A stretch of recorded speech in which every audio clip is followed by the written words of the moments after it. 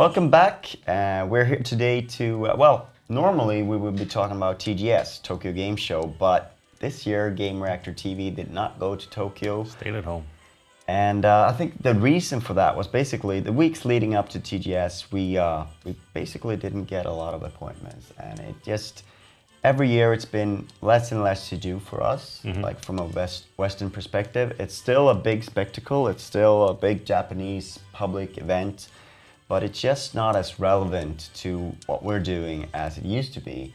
And it's really sad because I love to go to Tokyo and, you know, there's always fun stuff to do there. But sadly, we did not go to TGS this year, so we don't have any footage from there. No booth babes, no crazy Japanese games. No cosplay. Nothing like that.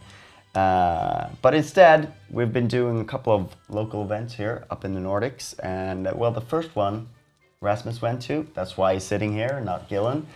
So what is Vision Playground? Vision Playground is sort of annual expo, mini expo done by a company called Vision, which is one of the bigger distributors here. They distribute games for EA, Ubisoft, lots of big titles. So every year they bring in lots of their retail guys, partners, a bunch of press, us, and you know, some foreigners and some developers to showcase sort of what's coming up in the upcoming year, for lack of a better term. So it's a pretty cool little event. They had some really good stuff this year. I got like 2 hours of hands-on with an open world demo of Far Cry 3. No story missions, just going nuts on the islands, doing whatever you wanted. And this was a few months back, we should say. So. Yeah. Obviously, I mean, the game's out now and everybody's playing it and it's awesome. But at that point, you know, that was the first. I think the only thing I had seen from the game at that point was scripted cutscenes and the Gamescom demo, which the first Gamescom demo, which was again really tightly scripted. And then you just got this sort of open world Red Dead Redemption-like experience with you could play for hours, and they let you play it for literally hours, which, you know, showed a lot of confidence at that point. They also had stuff like Zombie U, which was the first time I saw that, and a bunch of Sega things and cool stuff. So it's small, but it's relevant.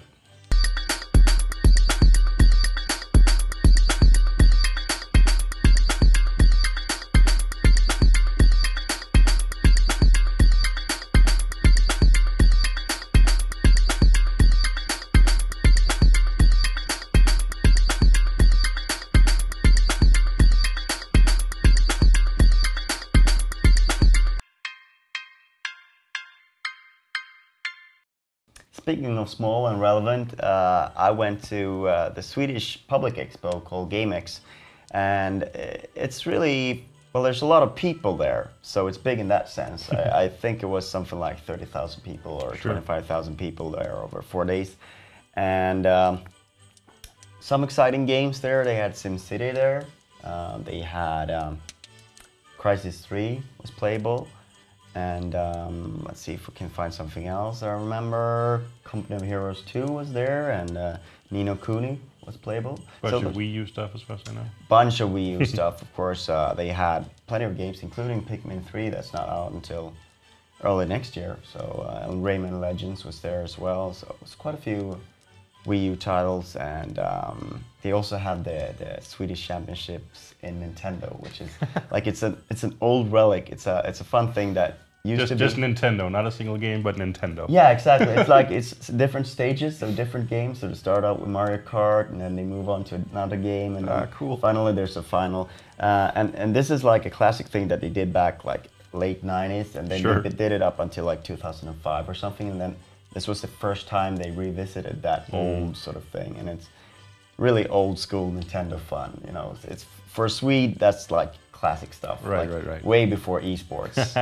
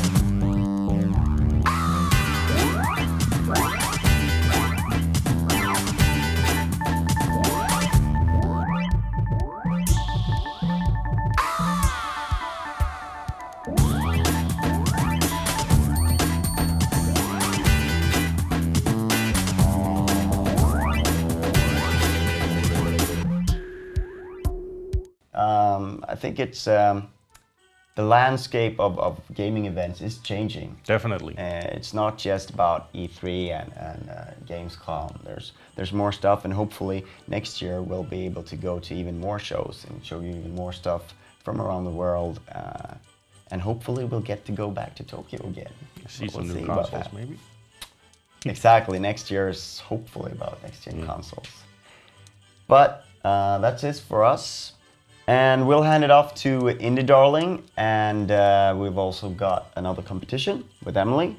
And as it's Monday, we've got last week's competition winners as well. So you better check it out, see if you've won anything. My Indie Darling would have to be Amnesia: The Dark Descent from Frictional Games. It's probably the only thing that has managed to properly scare me in the last 25 years. It is really, really scary, and I can recommend it warmly to anyone. It's Monday and time for another round of winners. Jet Set Radio and XBLA has been won by Alexander Strømmen. Creator on Steam have been won by the following people: Alexi Yukonen, Simon Locker, Kim Bendiksen, Joshua Yave, and Alexander Holmgren. Magica and Steam have been won by Jim Blindborg, Ken Lee, Jose Lopez, Pelle Andersen, and Joel Abrahamson. Joachim Rydberg, Søren Pedersen, and Tommy Javensivo have won Forge of Empire goodies.